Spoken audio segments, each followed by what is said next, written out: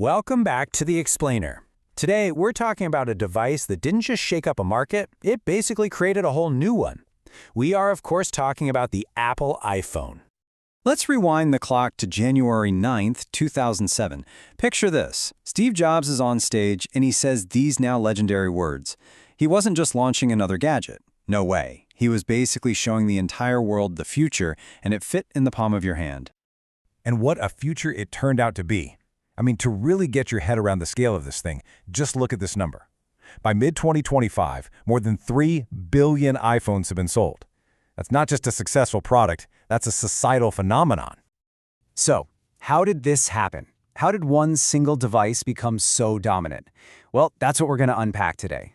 We'll look at its game-changing launch, its design philosophy, that powerful software ecosystem, its, let's say, complicated legacy, and then we'll ask, what's coming next? Okay, first, you have to remember what the world was like before 2007.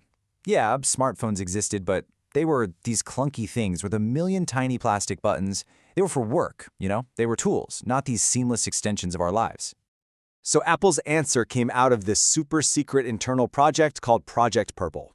And the big breakthrough? Multi-touch. Pinching, swiping, tapping. It feels completely normal now, right? But back then, it was like learning a brand new language for how to talk to technology. But of course, this incredible new language needed the perfect body. See, for Apple, the innovation was never just about the screen. It was always about how the hardware and the software work together in perfect harmony, starting with the actual thing you hold in your hand. You see this philosophy all over their marketing. They use these cool-sounding phrases like ceramic shield, but what they're really selling is an idea. That this device is beautiful, sure, but it's also tough. It's designed to last, and they back that up by giving you software updates for years, which keeps even older phones feeling new. And the physical shape of the iPhone has never stood still. It's always evolving. Sometimes they add amazing things. I mean, can you imagine life without Touch ID or Face ID? But they're also famous for taking things away. Remember the headphone jack, the home button? All of that was in the name of making the experience simpler, more streamlined. And when you put the original iPhone next to a modern one, wow, the jump is just staggering. The camera went from a little 2-megapixel sensor to a whole computational photography system. The processor went from a pretty basic chip to a silicon brain that has its own neural engine just for AI. It's wild. But, this relentless push for new designs hasn't always gone smoothly. Not at all. It's led to some pretty huge PR disasters. You had Antennagate, where just holding the phone the wrong way could kill your signal. And then there was Bendgate, when the iPhone 6 Plus was literally bending in people's pockets. Yikes. Okay, so the hardware is obviously a huge deal, but it's really only half the story. To truly understand the iPhone's power, you have to look inside, at the software, at iOS and the incredible ecosystem it created. This ecosystem is what everyone calls Apple's walled garden, and it's on purpose. It's a design where every single piece, the phone, the software, iCloud, the App Store, is built to work together perfectly, without you having to think about it. It's the whole reason your AirPods just magically connect with one tap.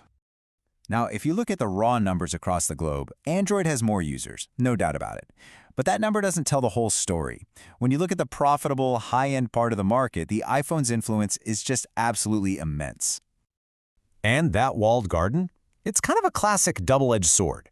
For people inside, it's simple. It just works. And you get those all-important blue bubbles in iMessage. But critics say those same walls lock you in, limit what you can do with your device, and create that whole green bubble social pressure thing. It's real.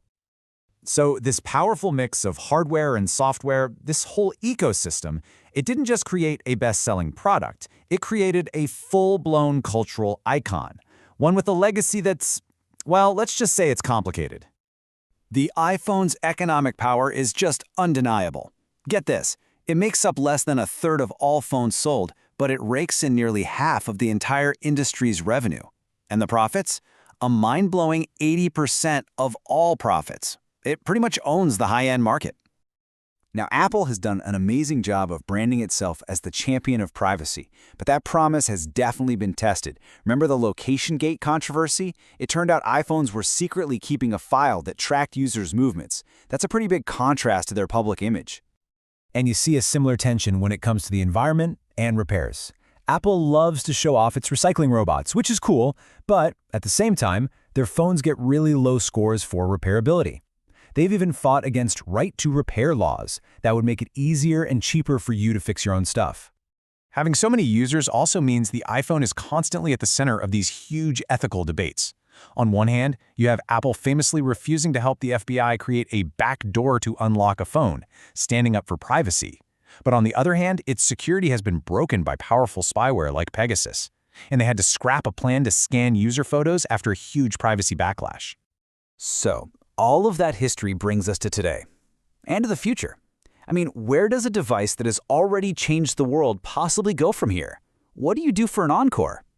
Well, it looks like the next frontier is intelligence. With Apple Intelligence, the company is building AI right into the phone itself. And that's a huge shift. The iPhone is changing from a tool you command into a proactive assistant that kind of understands you. It'll summarize your emails, figure out your day, and get woven even deeper into your life. The story of the iPhone is an amazing one. It's about revolution, design, utter dominance, and a lot of complexity. For a whole generation, it defined what a smartphone even was. And now, it seems like it wants to define our relationship with AI. So that leaves us with one big final question. After putting the world in our pocket, what could it possibly do next?